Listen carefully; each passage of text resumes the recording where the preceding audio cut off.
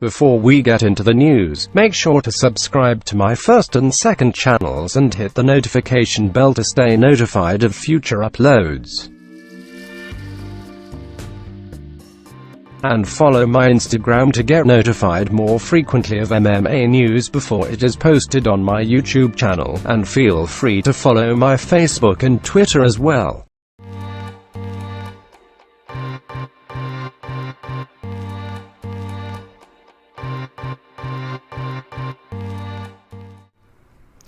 Alright, so I'm doing something a little bit different, but let's start off with Conor McGregor.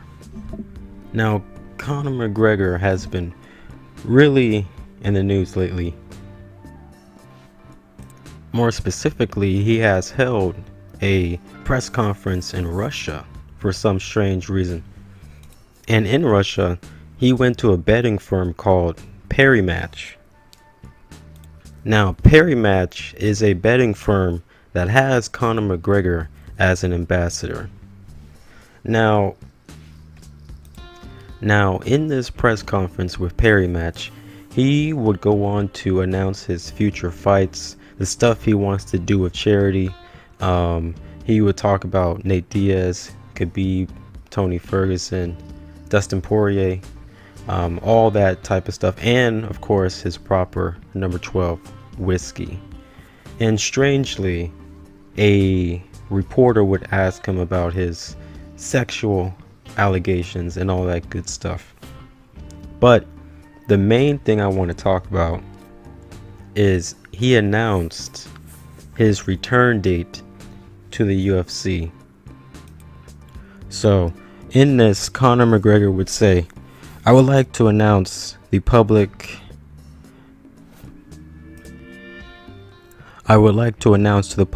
the return of Conor McGregor will take place on January 18th in the T-Mobile Arena in Las Vegas, Nevada.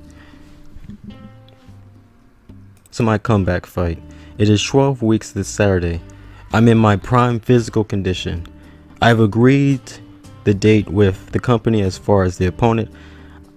I have the opponent's name, but for me, the game I am in, and from the experience, if I was to give you, the people, the name, which I would love to do, I know the UFC would flip it because they are a crafty company. For me, here's this one.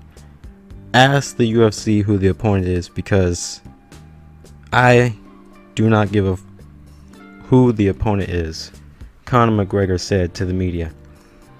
Now, after Conor McGregor put this out, Dana White got wind of it, and he did confirm the date, January 18th. But as far as the opponent, I've heard it's either Donald Cerrone or Justin Gaethje. Now, I said this a long time ago in one of my posts on my channel in my community tab. This was around when Conor McGregor wanted to fight Frankie Edgar, and I said in my post that if he was to try to fight Frankie Edgar, personally, I don't see that as a challenge for him. Me and Justin Gaethje are on the same page that if he were to do that, I would kind of agree that that's kind of cowardly. Now, later on, Dana White did shut that down, of the Frankie Edgar fight. I did make a video on that because Dana White himself felt the company wouldn't be able to make money off of a Frankie Edgar bout with Conor McGregor. And Conor McGregor responded in the Russian press conference that he doesn't care about his purse or his reward. He just wants to get back in the octagon and fight. He even said all my proceeds can go to charity. It does not matter. Now, if you're not following me on Instagram, you should, because that's where I really post a lot of stuff that's going on in the UFC realm. But as far as the press conference where Conor McGregor famously said, the UFC is holding me back, I did make a post on that, and it seems like it was very, very popular. So someone commented under my post on Instagram, Mac Rams, he said he feels left out because reality is sinking in. UFC is a machine and you are only getting pimped and paid for your services. Conor started acting like he had so much leverage and that UFC needs him. UFC has done so much great stuff without him. Quality fights consistently. His absence hasn't affected the game in any way, shape, or form. And I responded promptly, very true. As Dana White once said, there's always another star ready to be born to replace the McGregors, the Ronda Rouseys, such as Amanda Nunes and Israel Adesanya. But personally, when Conor McGregor said the UFC is holding me back, I just feel personally like all he wants to do is just fight. UFC, as Mac Ram said, is a machine, and it has to make money. But when Conor McGregor said that he wouldn't mind donating his proceeds to charity, that really landed in a good place with me, and that kind of put him back in a good realm with me. So in these press conferences in Russia, yes, it was a little weird how he went to Russia, a place where the opponent who defeated him was born. And one thing I was watching Booker T's Hall of Fame show, and he did comment on Conor McGregor and him going to Russia. And for me personally, I do agree with Booker T on how weird it was. And one interesting perspective Booker T had on his press conference in Russia is that Booker T felt Conor wasn't in the right headspace. He felt like the money Conor McGregor made in his past with Floyd Mayweather, the hundreds of millions of dollars Conor made, that kind of messed with McGregor's head and mindset, coupled with his losses. His loss against Mayweather, his loss against Khabib. Booker T felt those things have really messed with Conor McGregor.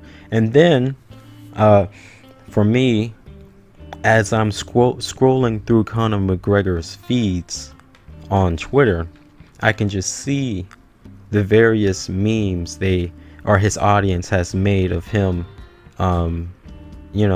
symbolizing he is old news now. And you can really see in these press conferences in Russia that Conor McGregor is just trying to get back on top. That's why when he announced his return, he didn't really announce the opponent.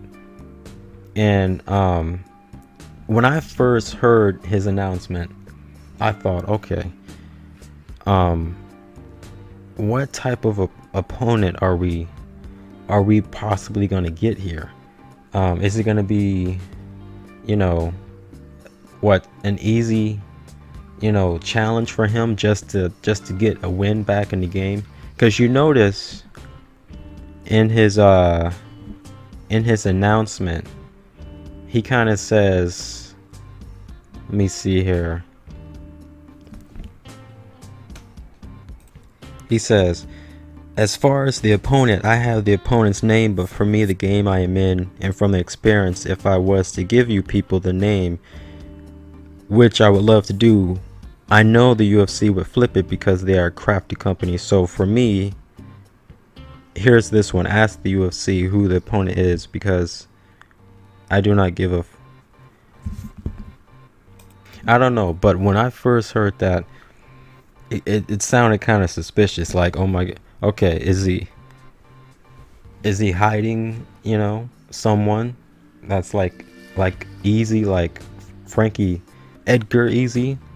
But later when I heard Donald Cerrone or Justin Gaethje was the possible opponents he was referring to, I was like, oh, okay, that's good, because in my post I did mention if Conor McGregor was to fight Dustin Poirier, Justin Gaethje, Tony Ferguson, Donald Cerrone, that would really, I think, put him in a good light with his audience. And I think all those memes they have of him being old news, if he were to get a win over those opponents, I think that would really bring up his stock in UFC. And I think that would put him in a good position to get back to Khabib. Now, if he were to lose his comeback fight, that would be another video. And along with that, another video would be apparently a fan, I don't know if it's really a fan, but a reporter threw a bottle at Conor McGregor in his press conference in Russia. I feel like that's going to be another video. And just to roughly tease, I think a reporter throwing a bottle at Conor McGregor, that kind of goes back to his time, Conor McGregor, when he threw a bottle at Nate Diaz. So you see how karma works there. So I haven't did a voice recording in a while on this channel, but I heard from the comment section below that it would be a good thing to do. Like I said, you may not have known, but the reason why I kind of reverted to text to speech voice for my videos is just off of the convenience of how easy it is to just type text down and just have it speak back. With my outside life, you may not know, but outside of YouTube, I'm in college getting my bachelor's degree. I'm 23. Trying to get into the medical field, trying to become a dietitian. I'm also working in retail, and I'm also helping the community out around me. I'm doing community service for the college, and from my resume. And as far as this UFC channel I have, or this media company, it's just one of the things I always had an interest in. UFC in particular, mixed martial arts. I've always been a fan of the sport, and I'm so thankful I'm able to have somewhat of a part in it. Doesn't matter how big or small it is. As a fan of these fighters, I get to stay up to date with everything that's going on and I'm so blessed. So yes, if you haven't already, subscribe to my YouTube channel and follow my social medias. Instagram for me is really where it's at. Twitter you can follow as well. Facebook, I started posting on there a couple weeks ago, but I haven't as late. Facebook is one of those platforms where you have to pay money to reach people, and that's not really a problem with me. It's just I gotta set it up or do it at the right time to start going or growing on that platform. Instagram, I'm doing good on that platform, and Twitter, it's just more so a place where I can find out what's going on with the fighters, like really in depth. So Twitter's really good as well. All the links are in my description. Also on my community tab on my YouTube channel, I do have I do try to post there of what I post on my Instagram. So if you're scrolling through your recommended section or your home section on YouTube, you're gonna see my posts, you're gonna see the tweets, you're gonna see advertisements, just so you can stay up to date on what's going on. Again, thank you for listening, and watch for more.